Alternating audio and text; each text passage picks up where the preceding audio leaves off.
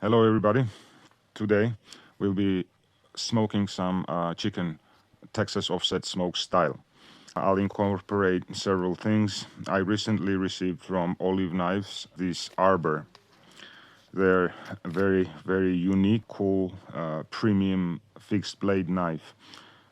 Somewhat of a more of a bushcraft, but also capable survival knife. And this has, I believe this is the only knife that has what they call the Fibonacci grind, which you can look up the Fibonacci. I'll go into detail on the desk review.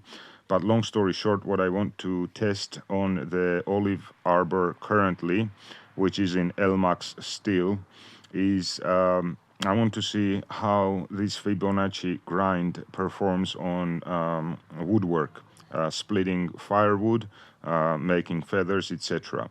Now I will be comparing this to my absolute #1 bushcraft knife. This is a Russian-made knife. I'm not here to promote anything Russian, but I'm also an honest person. This is absolutely the best, starting from the sheath down to the knife, the handle, everything. This is the best, and money's no question. Best bushcraft knife that I was able to source. Everything on this thing is perfect. CPR steel, full convex grind starting from the spine. So that is why I will be comparing this to the Olive Arbor. You can see the dimensions. The Arbor does have significantly wider blade shape, but lengthwise they're the same in terms of splitting wood. The size of wood I'll be tackling, they should be able to take the same size of wood. Again, flat grinds are not good for splitting wood or for feathers, etc. The best is convex, and now this is a new thing, the Fibonacci grind. So let's see. By the way, we will be smoking the chicken in this offset smoker that I built out of a 1200 liter propane tank. As you can see, it is offset. I cut it, offset it, and then did the welding. I'm a very detail-oriented person, so I also use the proper kind of wood. I have 3 types of wood there. All of them are perfect for smoking, and I mix things up to, I guess, enrich the flavors of the meat that I smoke. Okay. As you can see, all of the pieces, this is oak, this is oak, this is wild pear, so is this. So all of the pieces that I have selected are quite gnarly. So let's start off and see how my favorite knife performs.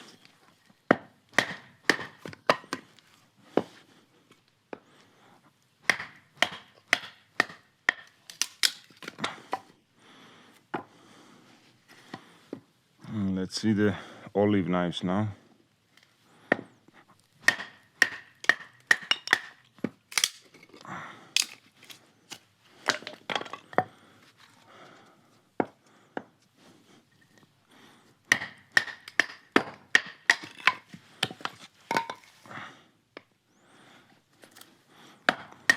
And slowly, of course, but surely we will get into the harder pieces. So let me start off with this one. You see, there's a very nasty piece to split. I will start off with this knife. I'm not sure that I'll be able to do this actually. There we go. Split. By the way, until now, I am not really able to see or feel a significant difference in how these 2 knives split wood. So far they've been, I guess, quite similar.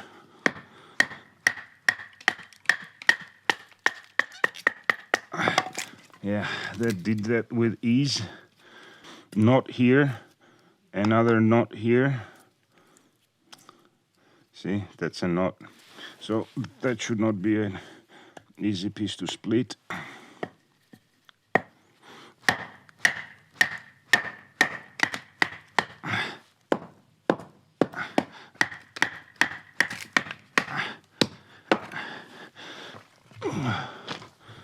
At this point, when you're reaching close to the ground, or in this case concrete, all it takes is one good swing and you will hit the belly or any part of the cutting edge onto your concrete. So in these situations, I always put down a piece of wood. There we go. Split it. I will also be cleaning, so to say, the chicken with both of these knives to compare how their edges perform. You see, that was a knot right there, but it split the wood without issues. Let's do this one. That's wild pear.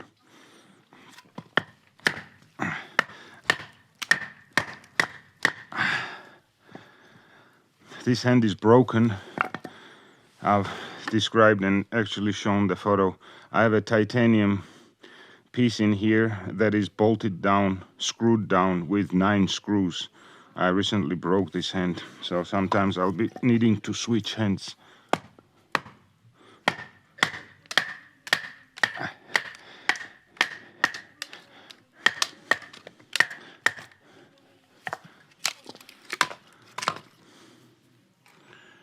Everything so far is holding up very well. The handle is quite comfortable, very ergonomic. The whole knife is just a beauty, really. The only question I have here is the Fibonacci grind worth the extra cost of the manufacturing? That's the only question, because other than that, everything on that knife is just beautiful and functional.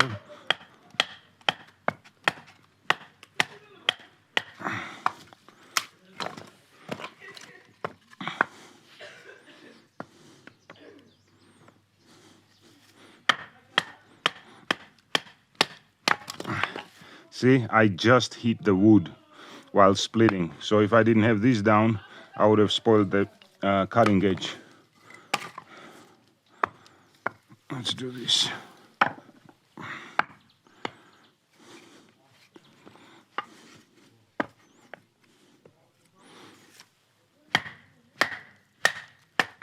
Yeah, no issues. So it is, for this size of knife, it is a very good splitter. Unfortunately, I'm not really able to. These are slightly different in thickness. My favorite bushcraft knife is slightly thinner, and you should be able to see that difference. But this is convex and this is the Fibonacci grind. I really can't tell a tangible, significant difference in the way they split wood. Both of them are splitting very well. So let's get into some feather sticking.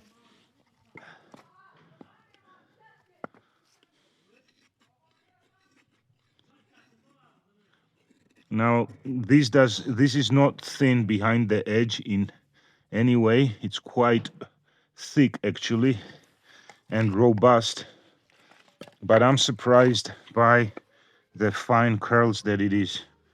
Look at that. Those are very fine curls. Now, if you are a subscriber to my channel, you may know that I don't like making feather sticks. I think it's a waste of time and energy. But I mean, look at that. Please zoom in. These are very, very fine curls. So I'm quite impressed with that. Let's see. My favorite knife. You can see it is performing very similarly in terms of the fine curls, but to be honest, I do prefer this. Let me explain why. As I said, this is narrower and this is wider. The wider your blade, the less control you have over it. So this stops here inside my finger, while the other one comes out to about here. And even though you probably won't notice anything unless you are comparing directly to something like a Kephart shape, which this is not, It's not a kephart shape, but it's narrow like a kephart.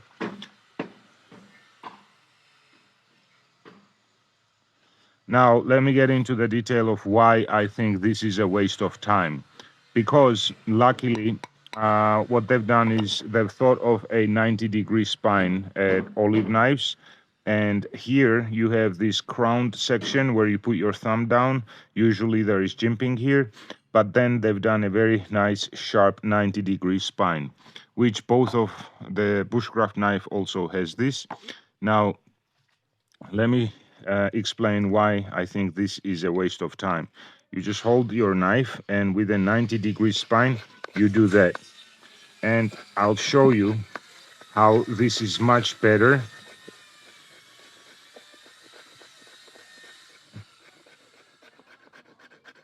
In terms of creating tinder, this is finer. It's like dust. And that catches sparks. This catches a spark much better than this one. You can do it much faster. You go at this corner, right? And you hold the knife and you use your 90-degree spine.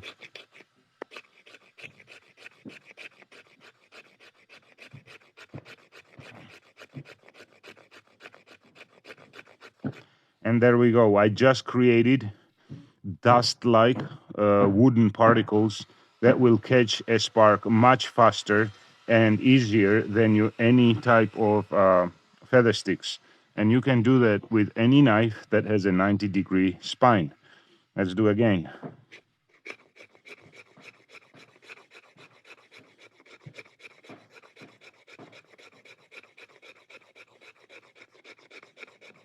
There we go. That's enough kindling to start a fire. I just did that in 10 seconds.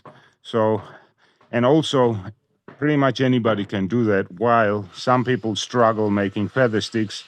So I prefer this method much better.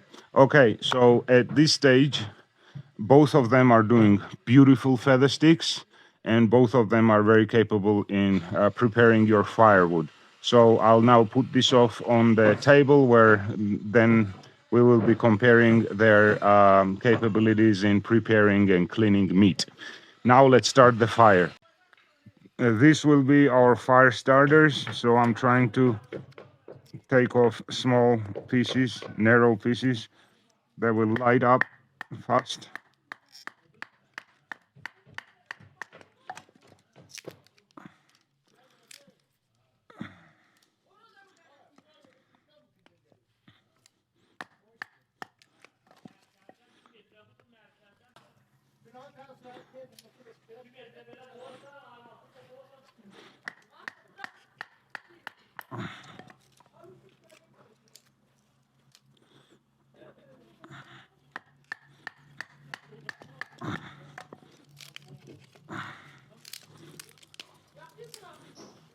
This will be enough to start our fire, and then we need smaller pieces like that, a few that we all also have.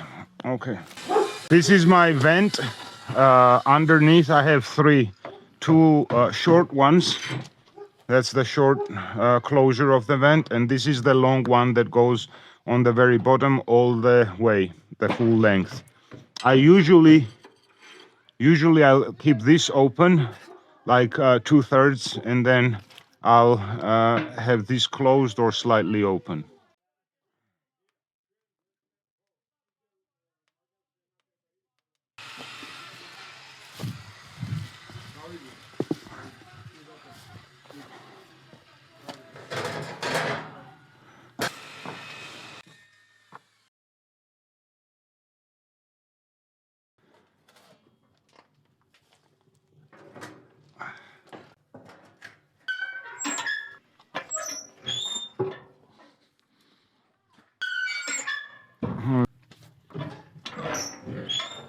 Our chicken is smoked.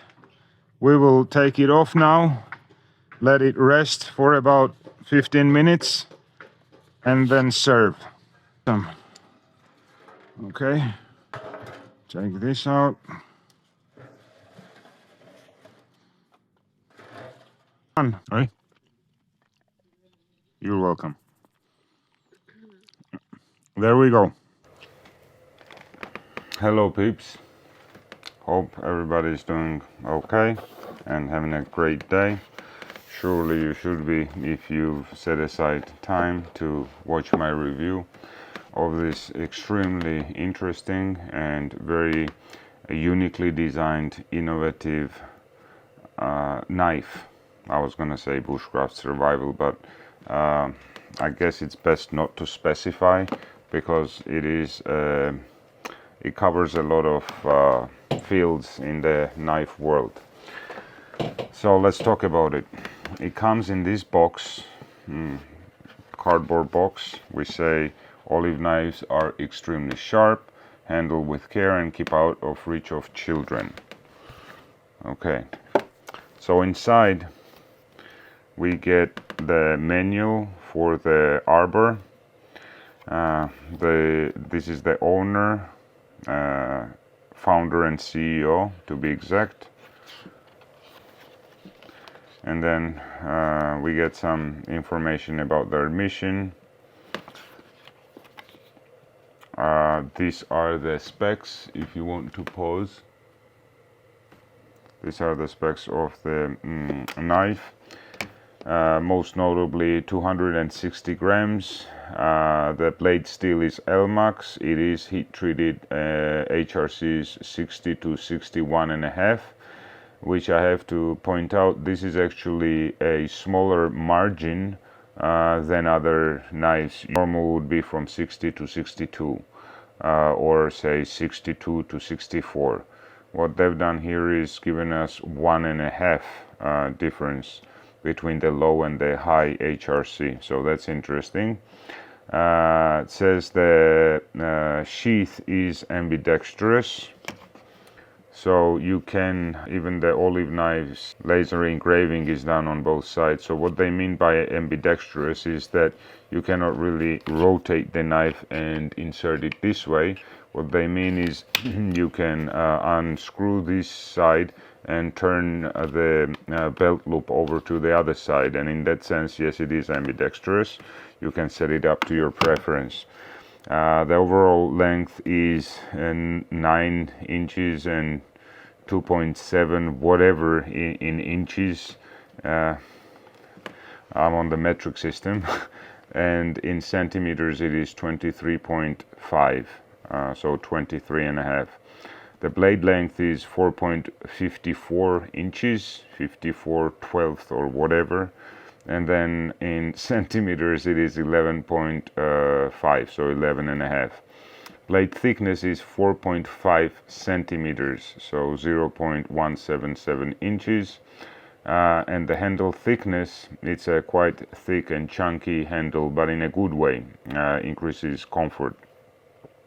The handle thickness is 0.847. I mean, how the hell do you say that? I don't know. Thickness in centimeters is 21.5, and it's a drop point. This is the only configuration that the knife comes in currently, and I do sincerely hope that they will have other variations of the blade geometry. And handle material is G10. The blade color, they call it bare metal, so it is no DLC or any type of coating, because this is Elmax. So it is quite strong in corrosion resistance, and I actually do not like coatings on my blades.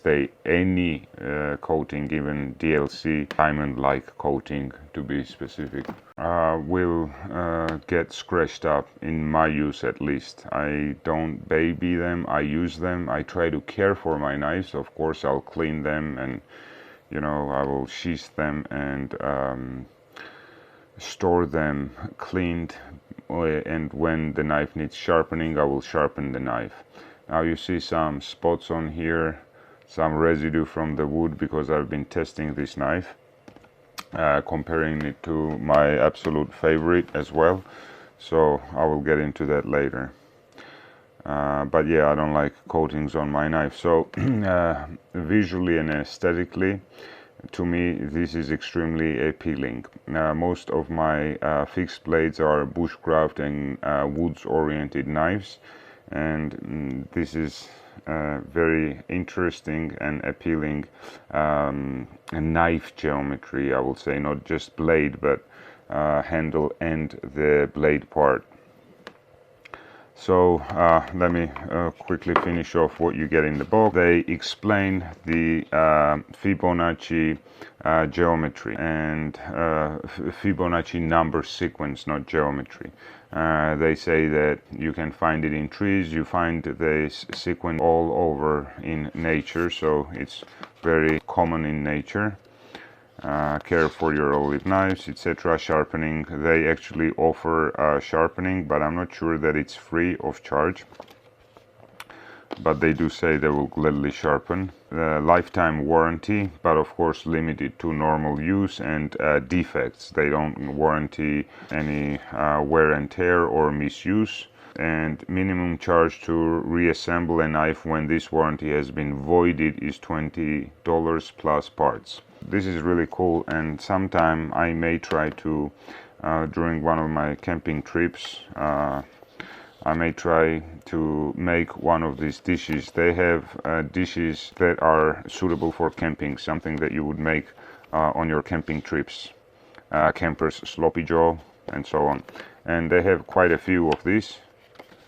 Their marketing is clearly thought of, and they've spent time and money on this, so that's to be appreciated. Woodlands, apple pie, snap crackle, open fire pop, and so on and on. They have quite a few steak tips, but as you can see, this is all done on campfire.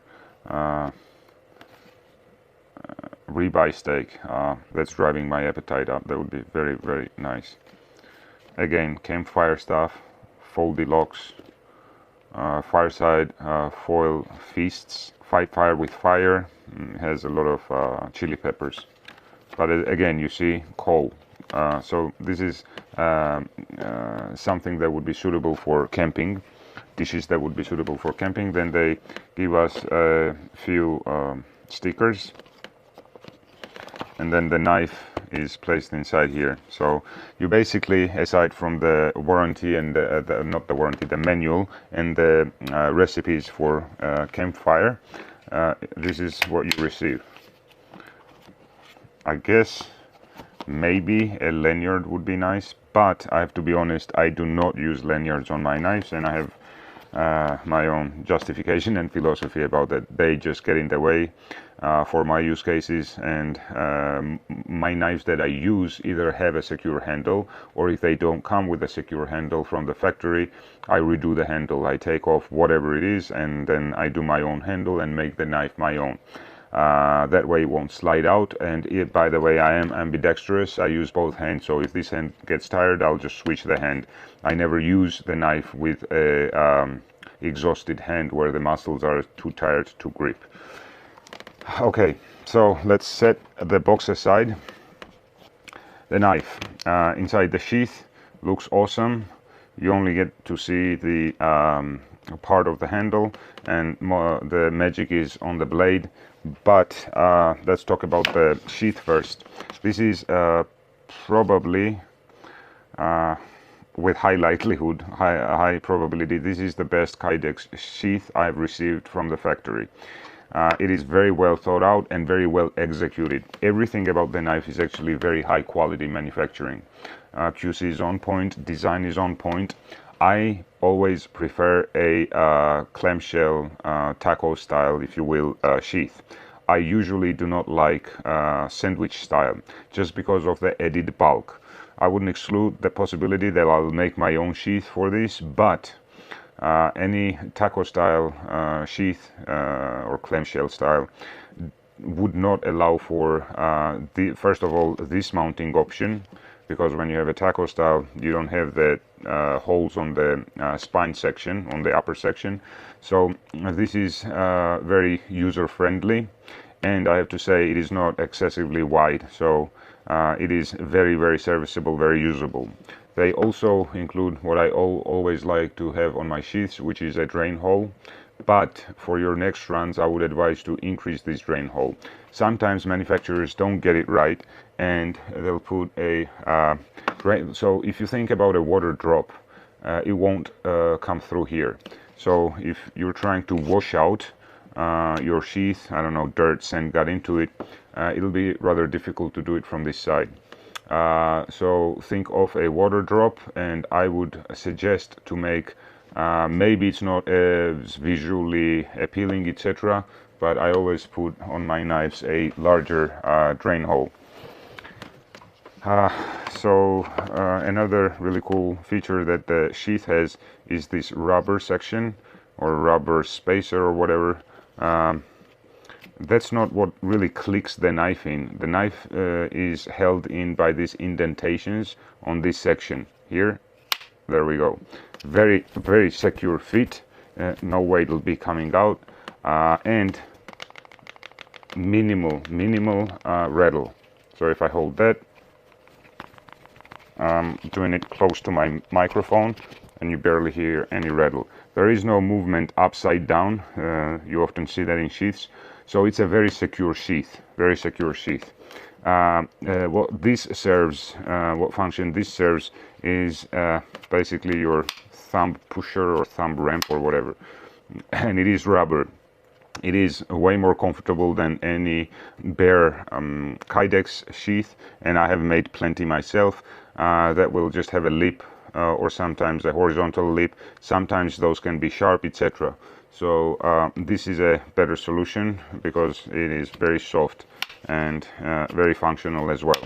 So done with the sheath. Oh yes, and it also has this nylon. I guess it's a good choice.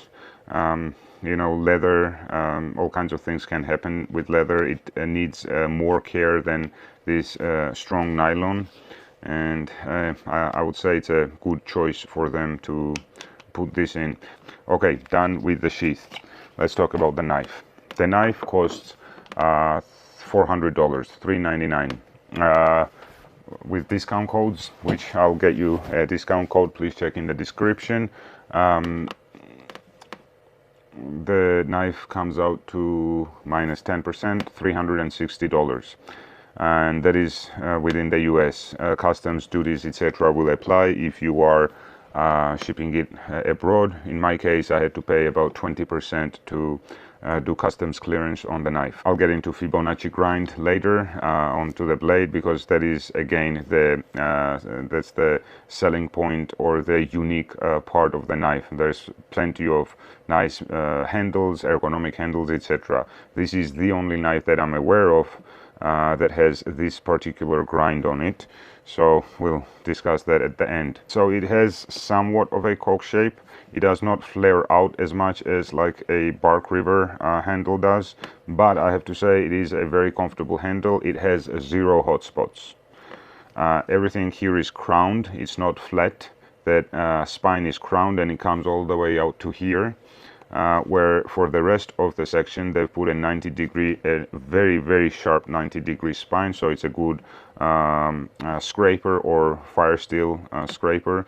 And when I mean just scraper, is that I don't really waste my time making feather sticks when I want to start a fire. To be honest, I don't even scrape wood, but if I was to use a fire steel, which I don't, I use my Maratak kerosene lighters, or a big lighter for that. I don't waste time in making feather sticks and all that bullshit. That's just YouTube influencer stuff.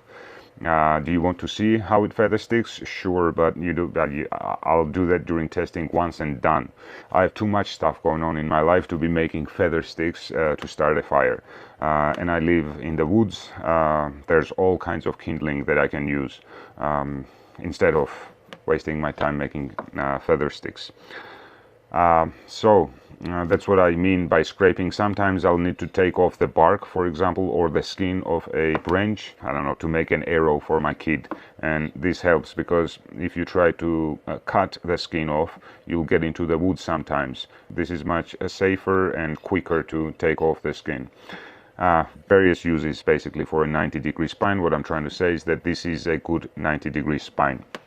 I do appreciate jimping right here though on my knives. This doesn't have it. I would suggest to have jimping on here and then crown that jimping just like it is done all around on the handle section. That way it'll be very comfortable, but at the same time functional jimping. Sometimes they'll do jimping and it's so sharp it'll cut your thumb. I'm sure these guys won't do that type of jimping, but just I guess worth noting that if I were to put jimping on here, I would do jimping first and then crown, so it's a comfortable jimping to use. And one last thing I want to say about the handle, a very comfortable handle, but I would use hex screws, open, sure, if you want to. Guys, don't tie your knives to a stick to use it as a spear. That would be the silliest thing to do. Just cut a point on your stick and you already have a spear. But again, this is a wide handle. In the next runs, I would love to see something that either has two lines, so like a flathead that you could unscrew with a coin, which usually you would have, because if you go with a hex screw then you require you know, two hex tools, hex bits to unscrew.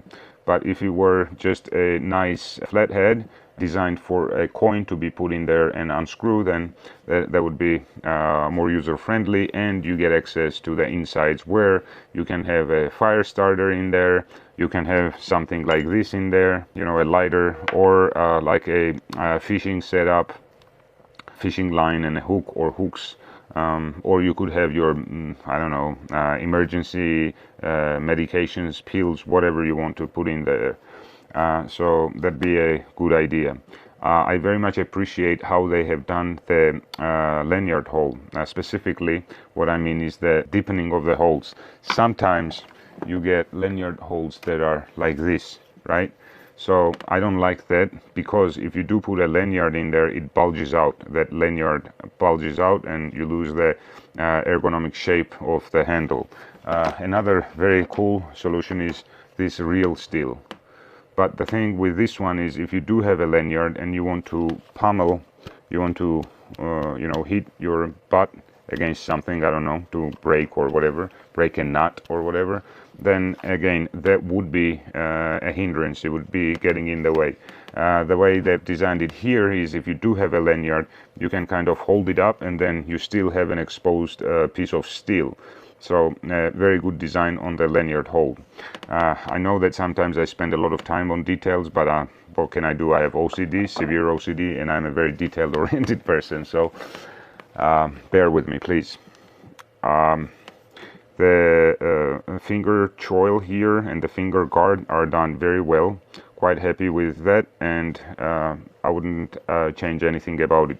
This protects your hand quite well when you're working with wood. Sometimes splinters, etc., may get into your hands, especially with like Scandi type of knives, and I appreciate that finger guard. Sometimes it could be a smaller one like this, and that's also plenty. And by the way, in the testing that I did on wood splitting and feather sticking, etc., this is the knife that I was comparing this to, and it did just fine. This is a full convex, and I do mention that in that video section. Okay, so let's talk Fibonacci grind. Let me use a pen, not a knife. So Fibonacci sequence, you can look it up. It goes 0, 1, and then the next is also 1. So basically every next number is a sum of the previous two numbers. So 0 and 1 is 1. So you have 0, 1, then the sum of 0 and 1 is 1. Then the sum of 1 and 1 is 2, right? So the next one goes 1 and 2 is 3. So then the next one would be 5, because you have 2 and 3. So you have 3 and then 5. Then the next one will be 8, 3 plus 5, etc. So the sequence is every next number is the sum of the previous two numbers. And where you find that in here is, if this was 2 and this was 3, this is 5. Because if this was 1, this is not 2. I did my calculations by eye, and I'm quite sure they start off with 2, but you still get the sequence, the Fibonacci sequence. So 2, 3, and 5. This is the sum of these two. And then this section is not part of the sequence because this is preparing or let's say the section right behind the cutting edge. So if we were to look at only this and this section and the cutting edge, I guess you could call this a saber grind, because saber grinds usually end a saber grind if you end it with if you have full flats down to the cutting edge, you're getting a convex basically. But a saber grind is these two flat areas on both sides and then a cutting edge. Anyway, forget the saber grind. What this is very close to is convex. So the price of this knife is $400 because unfortunately it is not made in one country, and the blanks of the steel currently have to be shipped to South Africa, where the machine that does this very specific grind or blade geometry lives, right? That machine is in South Africa. So once they do this, then they ship it back to the US, and it is assembled in the US and finalized in the States. And that involves transportation, probably customs duties, etc., and that drives the price up. The question is the knife worth the money? It is pricey. It's not a cheap knife, but I've seen knives that probably don't perform or as good as this, or are not as tough as this, priced at the same price range or sometimes even higher. Can the price be brought down? From what I understand from my research, the founder and CEO is planning to move that machine to the United States so that the price becomes more approachable. I think this would be a killer knife for about $300. If you add in things like maybe a leather sheath, some additional accessories, it could go up to $350 to still stay reasonable. As it stands, it is slightly expensive, but coupon codes, guys, so it does go down to $360. And once they go down to $350, maybe with a coupon code we can go down to $315, because $350 minus 10% would be 35, so $350 minus 35 would be $315. $315 would be a very, very competitive price for this blade. Now, how about the Fibonacci grind? Is it magic? Does it do anything exceptional? So I would say this Fibonacci grind for wood tasks, for wood splitting, and for toughness and robustness of the blade is second only to convex. So, and I asked prior to shooting my review, after I tested it and after I compared it to a convex grind, I had questions. So I emailed them and I did receive my responses that actually do make sense. So my question was, why did you go with the Fibonacci grind? Is it a gimmick or does it serve a function? What are the advantages of this grind to a full convex grind?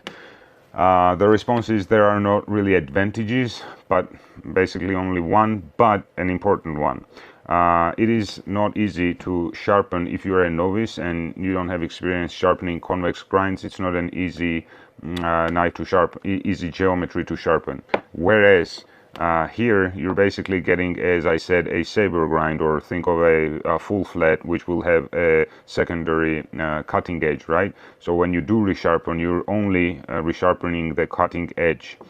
A true full convex does not have a secondary cutting edge. It goes all the way down, just like the Scandi knives do. Now, most of the manufacturers that do convex will actually add a tiny secondary edge, and that again is done to make it easier for the users to sharpen. Even this knife has a secondary edge, the cutting edge, which I don't like really, but by the time I'll have to sharpen this knife, I'll try to get rid of that. Okay, so the advantage of a Fibonacci grind is that it is easier to sharpen. If you look at geometry in terms of wood splitting, in terms of making fine curls, etc., the convex will win, but this is the only blade geometry that is better than this. Other than a convex, this Fibonacci grind basically imitates, I don't know, say 70-80% of what a convex does. It gives additional girth and thickness to the blade, so it is a very durable and tough geometry. It will split wood almost the same, and you will see in the footage when I'm batoning with these two knives, I didn't really see a difference in batoning. They split wood similarly, but then pay attention, this knife is much thinner. This is 4.5 mil. I believe this is 3 mil. Let me check quickly, and I'm out of battery, but yeah, 3.2 if I remember correctly, slightly over 3 mil. So if this is a full convex, this was splitting wood just like this one, where this is 4.5. So okay, so if we look at, this is convex, saber, hollow and flat. Let's talk about flat grind. The flat grind, once the wood is split in two, so let's say this was wood, right, like that. Once the knife blade goes in, then you have all this flat area to rub and grind against the open section of the wood on both sides. That is why a flat grind is the worst for splitting wood.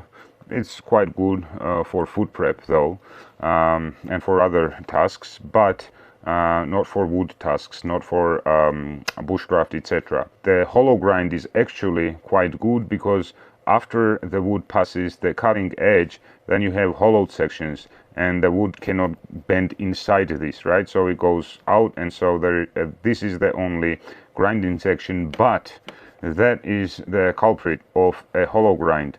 That is the downside, is that all of the strain of the grinding and splitting goes to your cutting edge, and then your blade section, the middle section, is very weak, because as you can see here, it goes inside, inverted lens, right, as opposed to convex, which goes outside. So look at thicknesses. This geometry is significantly thicker than this. Then we have a saber grind, that is basically a full flat on steroids, in the sense that it is not full flat all the way. It can be a high saber, medium saber or low saber, and depending on that, that's how it'll act in splitting wood. But it is not superior. It's better than the previous two, but convex is king in splitting wood. Why? Is because there is no flat area on the convex, and there at any given time when it splits wood, right, into two, there is only one section of the convex that the wood is grinding against. This is why convex splits wood very easily, especially compared to any other grind. The other benefit of a convex grind for wood tasks is curling your feathers. For the same reason, when the cutting edge is passed by the wood, then the rest, it just curls up because it doesn't have flat areas. And that is why convex is the best in making feather sticks. Now, what the Fibonacci grind does is, let me do another. Let me extend it so it is more visible, basically. So we had flat areas on this particular knife. So this is parallel to this area, and then the Fibonacci starts quite high up actually, but this is where it starts, right? And then I will make, so let's say this is the center, and let's do a convex first.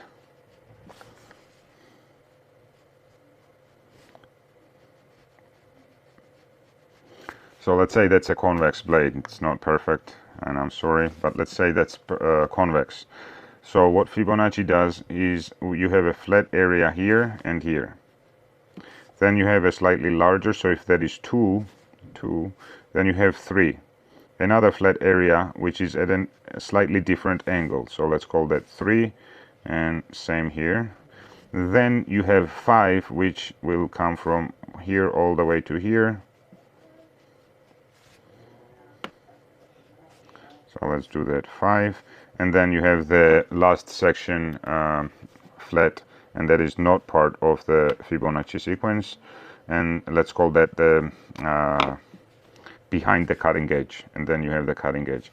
So when if you're splitting wood with this type of geometry, basically is you do have flats, but these flats flare out.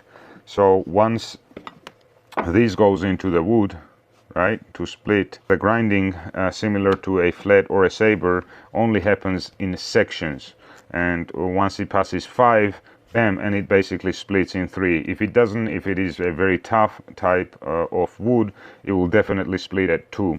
But wherever it is, it's only grinding against sections of the flat, unlike a flat grind or a saber grind. It's only doing that in sections, right? So in that sense, it is similar to convex, but loses to convex ever so slightly, because again, on convex there's only tiny points that are touching the wood at any given point, whereas here there are slightly wider sections. Nonetheless, as I said, this splits wood very similar to convex. Okay, I hope that was helpful in terms of demonstrating how the Fibonacci is Fibonacci grind is very similar to a convex grind. What else can I say about the knife? Okay, so I review products on YouTube, right? And I have to sustain myself and my family somehow, so I do sell a lot of products that I receive because for the simple reason that I don't need 100 flashlights, I don't need 100 knives, etc. I will not be selling this knife because this is the only knife with a Fibonacci grind currently, and it is very unique and it is very well done. Obviously, I didn't pay for the knife, it was provided to me for this review. The question is, would I pay my own money for this? And my honest response is, because I'm a knife collector, yes, I would. Again, for the reason that it has a Fibonacci grind, and this is the only, it's unique. Okay, so if you're a knife collector, I can see and justify why somebody would pay $400 for this, or actually 360. Use the discount code that I'm providing. So 360, yes, I would. There are Bark Rivers, there are LT Wrights, and many others that cost in the same price range if they have these materials. The thing is, there are no manufacturing defects on this knife. There are plenty on a Bark River, not that I know of on LT Wright. I still need to get my hands on an LT Wright because people praise them exactly for quality control. But not the case in terms of any defects. I don't see any defects. Everything is proportional, everything is done right. There is tiny, I don't know if it's a flaw or I should call it a flaw, but the grind is not even. On the cutting edge, it is slightly wider here, slightly narrower here, and same goes for the other side. I like to see an even cutting edge on my knives. That often is influenced by the blade geometry and the fact that sometimes tips are thicker than this section, but it's not very aesthetic. If you can see in here, this section is a bit wider, and that flat section narrows because the cutting edge is wider. That's the only thing that I can say as a nitpick for this knife. The rest, I highly recommend this for campers, for outdoorsmen, and for knife collectors. You can buy a BK2, Ka-Bar BK2, if you're not a knife collector and if you want to go out on an occasional camping trip, that'll serve you just fine. It won't be LMAX, it'll be rusty if you don't care for it, and it won't have this quality, and you will not be showing off with your friends around the campfire. There's not much to show off on the BK2, but this guy, you can spend half an hour talking about it and explaining how this knife is different. So Go check it out. I do recommend the knife. For Olive Knives, they have a Lenta. They have two models right now. This one, they have a Lenta, which is a folding knife with a carbide tip. That knife looks badass. They have a special locking mechanism that should not get clogged up with sand and dirt, and I will hopefully be getting that one in for review as well. That goes for slightly cheaper than this for obvious reasons. It's a much smaller knife, but if you care for it and if you don't bang it against rocks and steel, you know, you won't be dulling that tip or that cutting blade on your cardboard. It's a completely different world. Extremely high HRC, etc. And they have another model upcoming right now, so and I believe that's a fixed blade. I am always excited when I see new knife makers trying to create something innovative, and with a bazillion brands making a bazillion model per each brand, it is extremely difficult to stand out. These guys have surely managed it. Thank you for watching. Please subscribe if you're not subscribed yet, and stay tuned for more. Have a good one. Cheers.